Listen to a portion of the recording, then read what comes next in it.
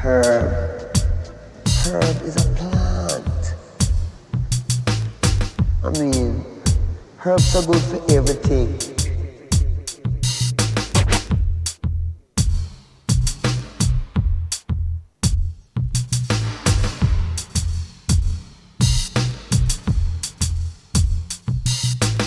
Herb.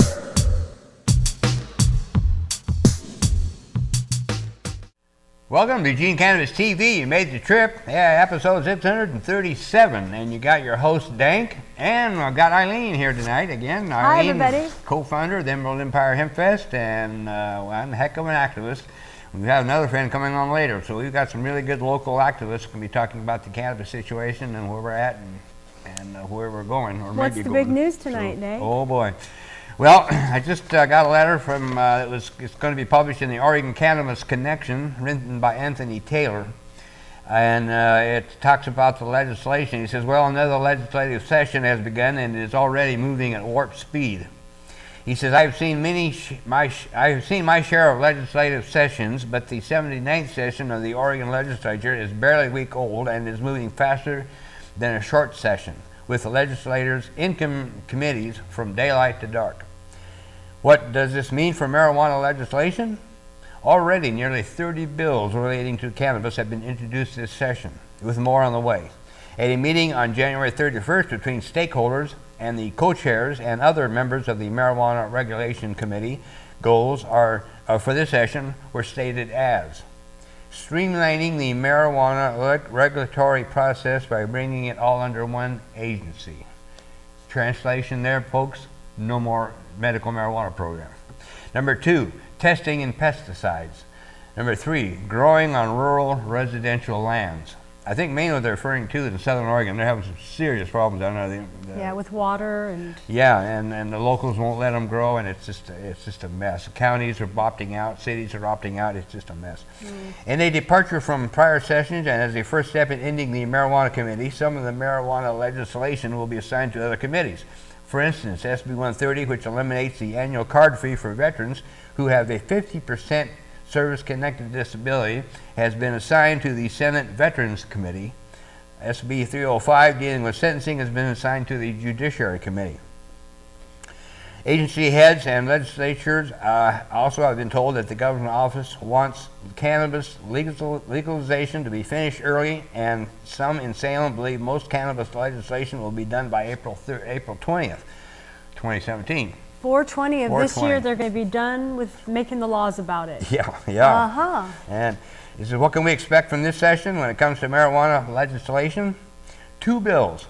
HB 2200, introduced by Representative Liniger, and SB 306, sponsored by Senator Burdick, move all OMMP growers to OLCC and leave the registry under the care of the Oregon Health Authority. 2 bills, SB 300, sponsored by Senator Ferrari, and HB 2198, sponsored by Representative Olson. By the way, that's a retired cop and not a friend of cannabis, as you would imagine. Of course, all Republicans. Create a new administrative body for the OMMP. SB 300 creates the Oregon Cannabis Commission, and HB 2198 creates the Medical Use of Cannabis Board. Probably 2 more worthless agencies, I know that in my mind. Both of the latter bills create a 9-member panel appointed by the governor. These members must support medical marijuana and include patients, attending physicians, caregivers, medical growers, dispensary owners, and researchers. These 4 bills are getting a lot of bandwidth early on, but as other bills are introduced, some may take center stage. We have heard there's a bill that will take on land use issues, and Senator Ferrari, his bill requires city and counties to grandfather in existing grow sites that were established prior to May 2016. 2 things are very likely to happen this season. 1, the Oregon Health Authority is not likely to oversee OMMP, and then some sort of shift will occur regarding medical growers.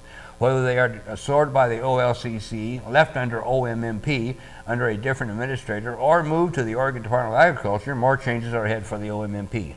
We can only hope that these members who still support Oregonians who use and need cannabis to make their lives better, who still support a path forward for medical growers to access the recreational market with their products, who still believe in and support cannabis becoming part of the Oregon's healthcare landscape are able to withstand efforts to further reduce the OMMP and are successful in efforts to defend OMMP and the Oregonians it serves. So, what a big mess they're making over the world's finest plant. So simple, causes no harm, and all these politicians making all their money and their big messes. Yes, they've shown it since 1998 when the OMMA program was started. They've shown from the very beginning that they don't care about patients. They don't care about. They don't like. They marijuana. Care about money. All they want, all they want to care about is money. The program originally was supposed to be self-sufficient, and now it's turned into a cash cow. They're making mega money off of it, off of patients, which is so despicable. But of course, that's typical. That's what Republicans do. Yeah. And they're cutting off the small growers and just going to this corporate attitude, which is just so. But for the rest of the first half, I want Eileen to talk about what she came in for, and what you were talking hemp. Well, you know what? That's really important news. And also important news is that this summer we're already planning for the 2017 Emerald Empire Hempfest. So this is July 14th, 15th, and 16th. And what we're doing right now is we're putting together a group of core volunteers. So if you are interested in this, contact us and let us know that you'd like to be one of our core people, because that's what we're doing, a big hemp fest this summer, and we're hoping to get it at Alton Baker Park. And so we're working on that, or Cuthbert Theater, with some big name groups and lots of dispensaries and businesses of hemp and marijuana, and promoting the education of the world's best plant. That's right. And speaking of hemp, you brought in some product to talk about. Yes. I always try to bring my the hemp oil. So this is cold press oil from the seeds of the hemp plant, and I've just found out that it's really good for your skin, for your joints, and for your brain. It has the perfect ratio of essential fatty acids. So you don't cook with this, you use it. I take a tablespoon a day, and you can put it on your salads, make lots of smoothies with it. It has vitamin D in it, and it's just really good stuff. Yeah, it's incredible. When I first started out as a legalization activist, I was just wanting the freedom to get high, like everybody else. But as I got into it and I started meeting people in the medical field and patients, and I was just constantly, I'm still always amazed how incredible that works. You can use it all internally, externally. It's a topical. It's incredible. It's just mind blowing. And another good thing that we just learned about is that there's an Oregon company. I'm going to try to find out about it. An Oregon company that's making CBD beer. And I thought that sounded like a good idea too. We're making all kinds of CBD products, and you can get them at the Kiva. You can get them at Wynant's in Springfield. CBDs are really, really good for humans also. So the cannabis plant. Extremely low THC, pertinent, almost non-existent actually. So CBD is really good for medical. Some believe that you've got to have them together. They work better. I would think that THC and CBD would be the best. But And then another thing I wanted to talk about tonight was that last year in the United States there was $7 billion legally made in cannabis and marijuana, because there's 29 states now that in our country that have some form of legislation. So this is a big money-making adventure, and $7 billion last year. And we haven't even opened up to hemp yet. Hemp and growing fields of hemp will allow us to make paper, fiber products, food, and the Canadians are already doing it, the Europeans are already doing it. So come to the Hemp Fest this summer and learn about hemp and learn about cannabis. That's what we're doing. You bet, yes, definitely. And talk about natural. It's definitely good and good for you. Back to nature. Like say. Yeah, that's right, yeah. You bet. And also a quick reminder here about this article I read. If you want to read more about what's going on in the legislature, a good source is the Oregon Cannabis Connection newspaper, and they have their website is occnewspaper.com. So it's really easy to find, and be sure and check that out. And like Eileen said, we're definitely looking for volunteers, core members for the Hempfest, and get a hold of me through dankbagman@hotmail.com. Can they call your phone too? Yeah. So that's, I know your phone number by heart. Oh yeah. 541-517-0957. If you're interested in being a volunteer or taking part in the Hemp Fest this year. That's right. And I have so many people ask me and say, well, what do you need? And I said, well, we really need like everything. The main thing is that we need core people. We need people that sometimes they're called steering members, but they're kind of like foremans is the way I look at it. Is they take a job, you know, for instance, somebody might say, well, I'll take over backstage security for the bands, you know. So then that person is in charge of that, and or he'll have a couple of food volunteers working under him. And that doesn't necessarily mean that we want you to do all the work. We want you to designate the work, because we have plenty of volunteers, worker bees kind of thing, you know, that show up the day of the event. I've seen this over and over every year. We never have a shortage on volunteers for the days of the events, but we always been short on leaders, coordinators to show the people, the volunteers, what needs to be done and make sure it gets done. Yeah, so there's security, there's food, there's entertainment, there is decorating's real important. Decorating, which is part of setup, and of course tear down too, because when we tear down, we're trying to save as much of our stuff as we can for the next year, so it needs to be teared down properly. We need people to put posters up around town. Oh man. Big promotion. Big time. Yes. There used to be years ago, there was a guy up in Portland, and we never had the money to try it, but for I think it was like for $150, you would give him X amount of posters, and he would post them all over Portland. Sweet. Which would be a great, you know, if we had the money to spend, it'd be a great thing, because we need to get the word out everywhere else. It's people don't know, a lot of people don't know about the Hempfest that live here. I know, And the ones out of state or out of town, they really don't know over here. Keep watching this show and tell your friends all about this show, and we'll let you know when the next meeting is also, probably within a month or so. Right, oh yeah, it'll be within a month or so, and we'll be listening for announcements, and we'll be talking about it, and also the same thing of going to the legislature and rallies and things. Listen up, because as soon as I hear about it, I get it on the show. The fight is on. You know, when Measure 91 passed, I had several people say to me, well, what are you going to do now? It's all over. You won. It's done. It's legal. And I'd say, well, that was a big battle. Measure 91 was a big battle, and we won big.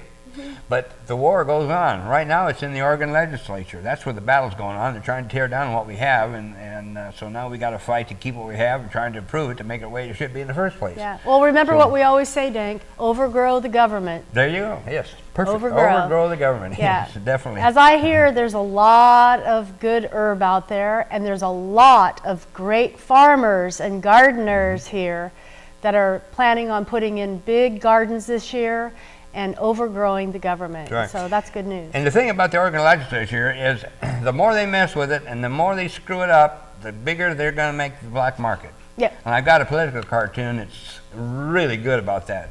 I have to show that to you sometime, and I need to get on the show too. But anyway. You mean like the black market is back? Oh yeah, it shows the Keystone Cops, and it says Oregon legislature, and they're saying, we're going to take care of the black market and wipe it out. And the guy's standing around the corner in the dark shadow, and he's going, hee hee hee hee hee. Oh, it's dynamite. Mom and Pops, we're all here. Yeah. Yes. So anyway, I appreciate you coming, Eileen, and we'll look forward to you coming next time. You bet. Thanks.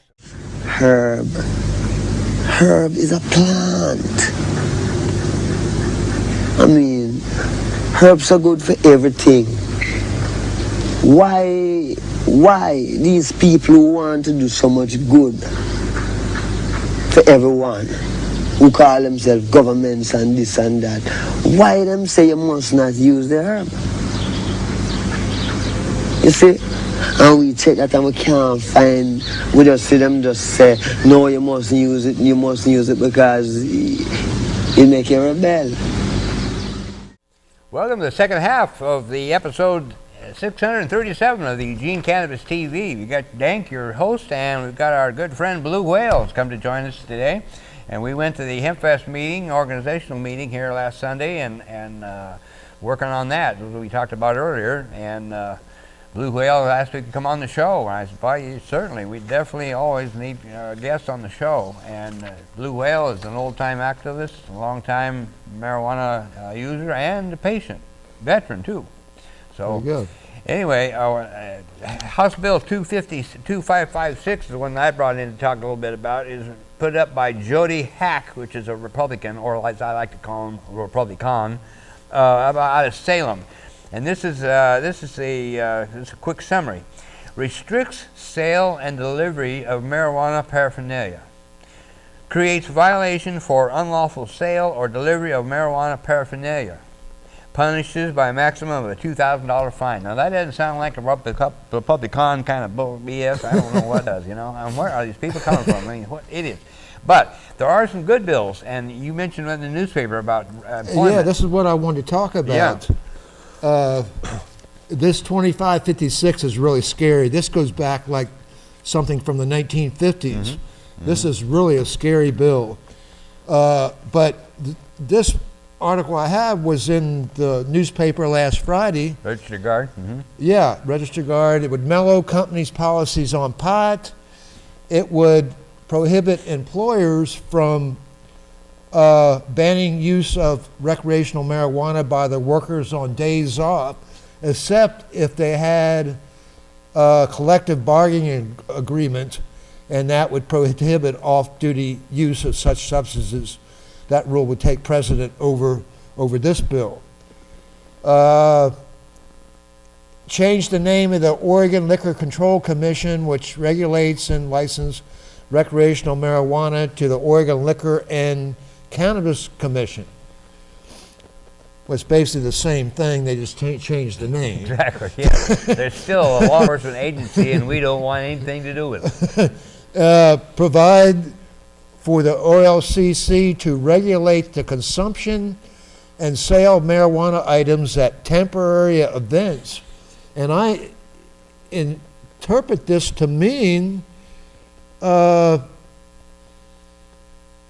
perhaps at outdoor concerts where they would set up a big tent or something, and they would you have to buy a permit, and then you'd be able to imbibe it in this tent during the concert. That's what I assume this means. And the third one is to set up a task force to explore this and basically find out if the state can make money off of it by selling permits.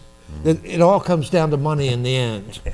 You know, this society, man, we live in a capitalist society. And it wouldn't be so bad if it was just to cover the expense for the program. I mean, that wouldn't be so bad, but like the medical program is supposed to be. But they went so far and beyond that they're looking for another cash cow. That's what they're looking for. Yes, because the state of Oregon says they're $1.8 billion in the hole. They're so desperate, they're going to tax. They want to tax. First, it was they were going to pass a $1,000 tax on old cars. Oh yeah. And they dropped that because people protested. Now they want to tax the producers of coffee in Oregon. Yeah. So they're desperate for money. They say, which, if you believe a politician. Yeah. Oh yeah. It's unbelievable. But I wanted to bring this up. This was in the Freedom Leaf, which you gave me. The DEA they have codes now for different drugs, and they made they're concerned about the CBD extracts, and they put it under Schedule 1. They said it's all Schedule 1 now, and they left hash under the old code, 7360. And this is so they can track everything from the production to where it goes. They can track everything better. So I thought that was interesting that they put that under Schedule 1, which is up there. Well, the marijuana is still there, as well as heroin and meth. There's a big difference there. So it's almost almost like we're going back to the 1950s or something. You know, time will tell. And then we have, I wouldn't call him our friend, but Jefferson Beauregard Sessions III, Oh, God. our new Attorney General in Washington, D.C. Yeah. This guy is so dangerous that he said, and I'll quote him, "Nice people don't smoke marijuana." Yeah.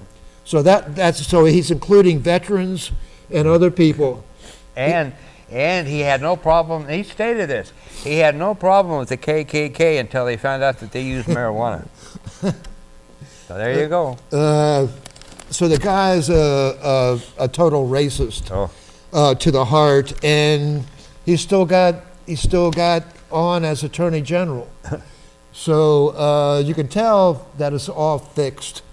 Every part of it's fixed. They knew who's going to get in when they nominate him. Oh, yeah. You know. Yeah. The biggest thing I'm thinking, though, is, I mean, it doesn't look good, but at the same time, I say the cat's out of the bag and it ain't going back in. So it's too far legalized all over for him to, you know, I don't know. It's going to be interesting to see what happens. Yeah, I listened to, I haven't heard of this female lawyer in Oregon, but she was on NPR one day and they were asking her about this. And she said, what you're saying is too big. Said they can't rip it down.